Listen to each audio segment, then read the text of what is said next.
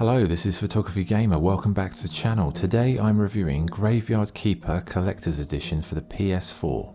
Graveyard Keeper is a cemetery simulator developed by Lazy Bear Games. You play as a character that's in an accident and then wakes up in an alternate reality as a graveyard keeper.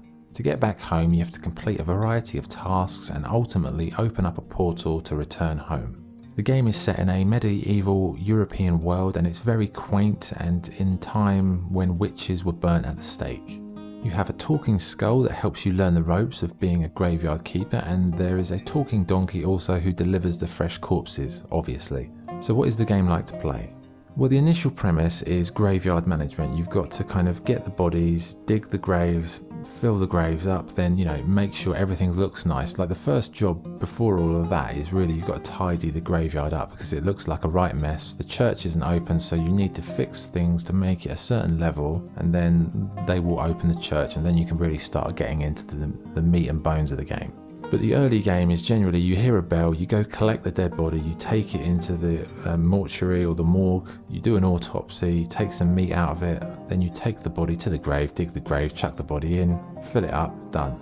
The quality of the grave will depend on the framing of the grave and the cross or the marker. The better the quality of the resources you use, the better quality the grave, and that will raise the overall ranking of your graveyard.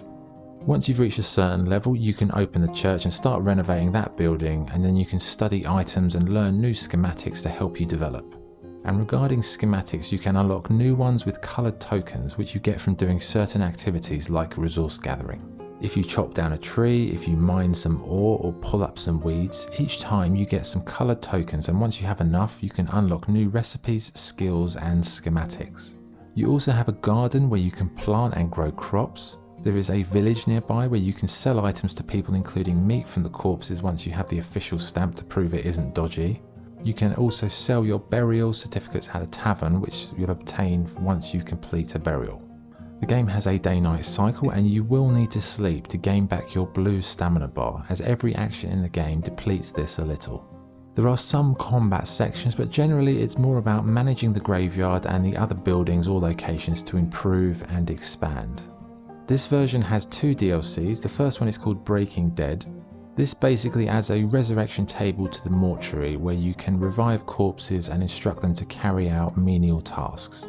You can tell them to gather resources or maintain your garden, and this DLC also allows you to upgrade these zombies and create merchandise chains so the zombies can help sell your products. The second DLC is Stranger Sins. This adds several hours of additional gameplay, and it basically involves you running your own tavern. You can organise events like a rat race. It also adds several new quests and it unravels some of the backstory of the game world. So overall, the base game and the DLCs really do give you a lot of stuff to do. It's pretty good value for money, and there's a lot of quests, tasks and busy work to get your teeth into. On the whole, I really liked Graveyard Keeper. It's not an exciting game or a game that is incredibly fun. It's a very slow and methodical game. Everything takes a long time, whether it's gathering resources, fixing the graveyard, learning schematics or opening up the church. Nothing comes easy, and as long as you've got the time and the patience, it's a very satisfying experience. It's kind of like a mix of games like Harvest Moon, Zelda and a bit of the Monty Python movies in terms of the sense of humour. And it really is a funny game at times. It's grotesque, and cartoony, but it's definitely very amusing. Graphically, Graveyard Keeper is very cute and colourful. It has some Zelda vibes, Harvest Moon vibes, and it's just very colourful and bold. It's not flashy, it's not cutting edge, but it fits in with the kind of deliberate style of the gameplay. The town looks nice, as do the character models, and all the little pieces of the environment. They're clearly defined, well created, and overall it's a charming game in a visual sense. The in-game music is from a medieval era. It's very much what you would imagine, very twee, lots of kind of stringed instruments. The sound effects, they're basic but functional, and on the whole the audio is good, I'd say. Okay, so what's good and what's bad? What's good? It's a very relaxing game to play. There are lots of quests, buildings to manage and things to craft. The music is very nice. The game has a great sense of humour, and the DLCs add some nice features and additional gameplay systems. What's bad? It's not the sort of game you can play for long sessions. For me, after about 90 minutes or 2 hours, I was pretty bored. So it's not an all-nighter game, but played in smaller doses, it works much better. There is a lot of grinding required to build things, fix things, unlock things, and if you've not got a lot of time then you might never get the most out of this game.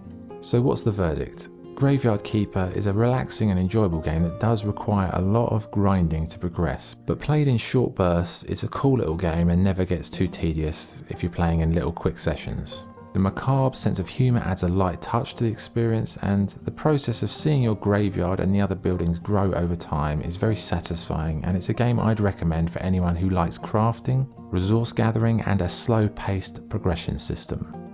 So my score for Graveyard Keeper is 7.5 out of 10. Okay, that was the review. Thank you for watching. If you enjoyed the video, please like and subscribe. This is Photography Gamer, signing off. Thank you.